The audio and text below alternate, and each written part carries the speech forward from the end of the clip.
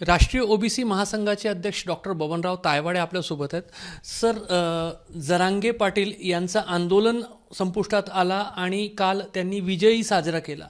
त्यांचा जल्लोष एका बाजूला साजरा होत असताना राज्यभरातील जे ओबीसी नेते आहेत, अगदी सर्वोच्च ओबीसी नेते ज्यांना मानलं जातं, छगन भुजबळ असतील तर त्यांच्यापासून इतर जे ओबीसी नेते, अनेक लोक जे आहेत काहीशे नाराज दिसत आहेत. काही उघड पद्धतीने नाराजी व्यक्त करतात, काही लोक अप्रत्यक्षरित्या सरकारनं कुठंतरी ओबीसींचा नुकसान केलं आहे असं म्हणत आहे. तुम्ही कालपासून याच मुद्द्यावर ठाम आहेत की ओबीसींचं कुठलंही नुकसान झालेलं नाही. नेमकं तुमचा तर्क काय त्या संदर्भातलं? नाही, माझा तर्क हा कालच नाही तर मी 1 महिन्यापासून, जेव्हापासून 10 लाख नोंदी सापडल्या, 15 लाख नोंदी सापडल्या, 22, 25, 23 असा करता करता तो आता 57 लाखापर्यंत पोहोचला. मी प्रत्येक वेळेस आपल्या माध्यमातून विचारलेलं आहे की या 54 लाख 57 लाखापैकी किती नोंदी, एक तर रिपिटेशन किती आहे, नंबर 1. नंबर 2, ऑलरेडी किती लोकांना प्रमाणपत्र दिलेले आहे आणि नवीन नोंदी किती आहे. आता 25 तारखेला सरकारने एक शासन निर्णय काढून जे काही आकडे या ठिकाणी घोषित केलेले आहे त्या ठिकाणी 57,41,241 नोंदी सापडल्या असं ते म्हणतात आणि त्याच्यापैकी 38,97,391 लोकांना प्रमाणपत्र इश्यू केले. आता हे 38,97,399 मी दाव्याने आणि 100% तुम्हाला सांगतो की हे जुनेच आकडे आहेत. जुनेच म्हणजे जरांगेंचं आंदोलन सुरू होण्याच्या आधीचे, आंदोलनाच्या पूर्वीचे. मी जबाबदारीपूर्वक तुम्हाला सांगतो, कारण फक्त जर आपण आपल्या नागपूरचं उदाहरण घेतलं तर नागपूरला 2,90,788 नोंदी सापडल्या असं म्हणतात. त्यापैकी 2,72,898 लोकांनी प्रमाणपत्र घेतलेलं आलं. हे आंदोलनाच्या पूर्वीचाच आकडा आहे. आंदोलनानंतर एकही वाढ त्याच्यामध्ये झालेली आहे. नागपूरला फक्त 1 नवीन प्रमाणपत्र देण्यात आलेलं आहे. नागपूर जिल्ह्यात जे 2,72,898 प्रमाणपत्र निर्गमित केल्याचं शासन आपल्या याच्या माहितीमध्ये सांगतायत, त्यापैकी फक्त 1 प्रमाणपत्र जरांगेंच्या आंदोलनानंतरचं आहे. 1 प्रमाणपत्र, आणि ते त्याच्यावर कुणबी नोंद असल्यामुळे त्या तर जुन्याच नोंदी आहेत. जो त्या माणसाला पुरावा सापडला नसेल, शिंदे समितीच्या माध्यमातून पुरावा सापडला आणि त्याला ते प्रमाणपत्र देण्यात आलेलं असेल. नागपूर विभागाचा जर विचार केला तर 9,42,208, त्यापैकी 8,74,837. आपण 6 जिल्ह्यांच्या जिल्हाधिकाऱ्यांना फोन करून विचारा की आंदोलनानंतर आपण किती प्रमाणपत्र दिले. आकडा तुम्हाला 0च मिळेल की 2, 4, 5 मिळतील.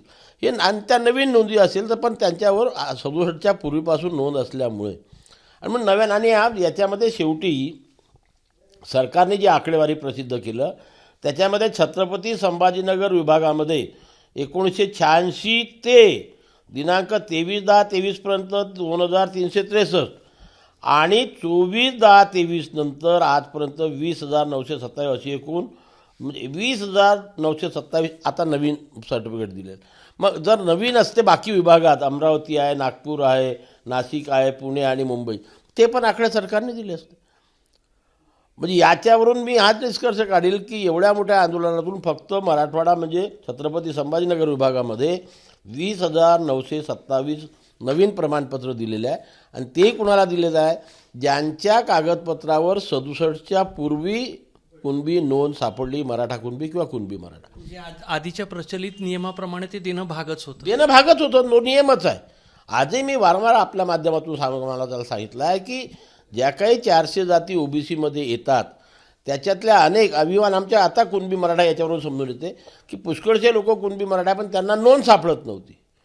या माध्यमातून त्यांना नोंद सापडली आणि नोंद सापडली तर प्रमाणपत्र सरकारला त्यांना द्यावंच लागेल. त्या नियमाप्रमाणे ते प्रमाणपत्र देत आहेत. त्याच्यात नवीन काय आलेलं आहे? बरेचसे ओबीसी जे नेते आहेत त्याच्यामध्ये पंकजाताई मुंडे आहेत, त्या म्हणत आहेत की आता 1 ओबीसी लाख ओबीसी म्हणण्याची वेळ आलेली आहे. त्यांचं बोलण्याचा सेन्स असा आहे की कुठंतरी गर्दी जी आहे ती ओबीसी वर्गवारीमध्ये मोठ्या प्रमाणावर वाढणार आहे. प्रकाश शेंडगे म्हणत आहेत की ओबीसींच्या सामाजिक जीवनातला काळा दिवस आहे, षड्यंत्र झालं आहे. मात्र तुम्ही वेगळा तर्क सगळ्या नेत्यांपेक्षा मांडताय. कुठंतरी एकमत नाही आहे ओबीसी नेत्यांमध्ये. नाही, हे बघा, इथं असं आहे की मी जे काही बोलतो ते अभ्यासपूर्ण बोलतो, पुराव्यासहित बोलतो. आणि त्याच्यामुळे या अभ्यासपूर्ण याच्यात मी दाव्याने आज सांगतो तुम्हाला की ज्या काही 54 लाख किंवा 57 लाख नोंदी वारंवार शब्द वापरला जातो त्याच्या ह्या नवीन नाहीच आहे. जुन्याच नोंदी आहेत ज्याचे प्रमाणपत्र ऑलरेडी लोकांनी घेतलेले आहे, त्यांच्या मुलांनी त्याचा लाभ घेतला, त्यांच्या नातवंडांनी त्याचा लाभ घेतला आणि ते अजूनही घेत आहे. नवीन कोण आला याच्यामध्ये? म्हणजे एवढ्या मोठ्या अभ्यासानंतर याचा जर अभ्यास केला तर फक्त 20,000 लोक नवीन आलेले आहे 57 लाखापैकी. 0.1% नाही होते.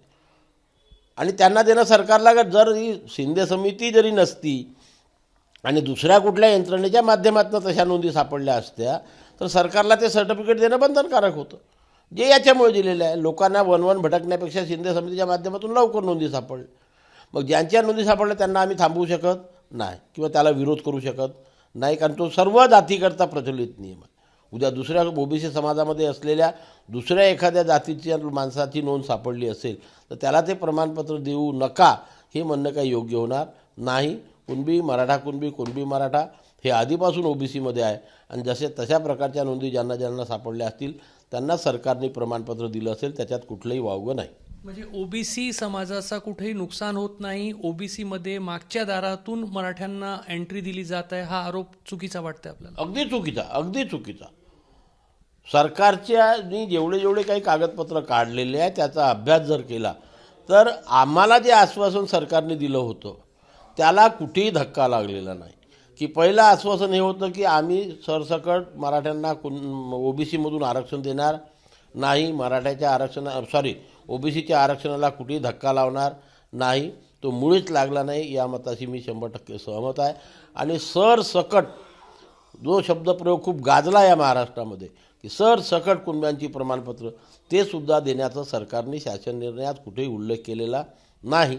त्याच्यामुळे ओबीसी समाजाच्या आरक्षणाला कुठेही धक्का लागला नाही या मताची मी 100% सहमत आहे आणि त्यामुळे मी तर सरकारचे आभार मानेल. सर्वात वरिष्ठ जे ओबीसी नेते छगन भुजबळ त्यांनी सर्व ओबीसी नेत्यांची बैठक बोलावलेली आहे. अशा बैठकीतून ओबीसी नेत्यांमध्ये एक एकमत होण्याची गरज आहे आता? नक्कीच. हे बघा, मला पण निमंत्रण होतं पण माझ्याकडे वैयक्तिक काही कार्यक्रम असल्यामुळे मी जाऊ शकत नाही. पण मी आपल्याशी आधी बोलल्याप्रमाणे ते सर्व लोकांनी या सर्व शासनाने काढलेल्या शासन निर्णयाचं वाचन करावं, अभ्यास करावा, चिंतन करावं आणि मनन करावं आणि त्याच्यानंतर खरंच आपल्या समाजाचं नुकसान झालं की नाही झालं याचा विचार करून सर्वांनी वक्तव्य केलं तर निष्कर्ष हाच निघेल की एवढ्या मोठ्या याच्यातनं ओबीसी समाजाचं कुठेही नुकसान झालेलं नाही. तर राष्ट्रीय ओबीसी महासंघाचे अध्यक्ष डॉक्टर बबनराव तायवाडे स्पष्ट म्हणतायत ओबीसी समाजाचं कुठंही नुकसान झालेलं नाही. जे ओबीसी नेते असं म्हणतायत की षड्यंत्र करण्यात आला, काळा दिवस होता, त्या सर्व ओबीसी नेत्यांनी कालच्या निर्णयाचा सखोल अभ्यास करावा, चिंतन करावा आणि बैठकीमधून जर एक सूर ओबीसी नेत्यांचा निघाला तर कुठंतरी ओबीसी समाजामध्ये योग्य मेसेज जाऊ शकेल. कॅमेरामॅन व्यंकटेश नायडूसह रजत वसिष्ठ, एबीपी माझा, नागपूर. एबीपी माझा, उघडा डोळे बघा नीट.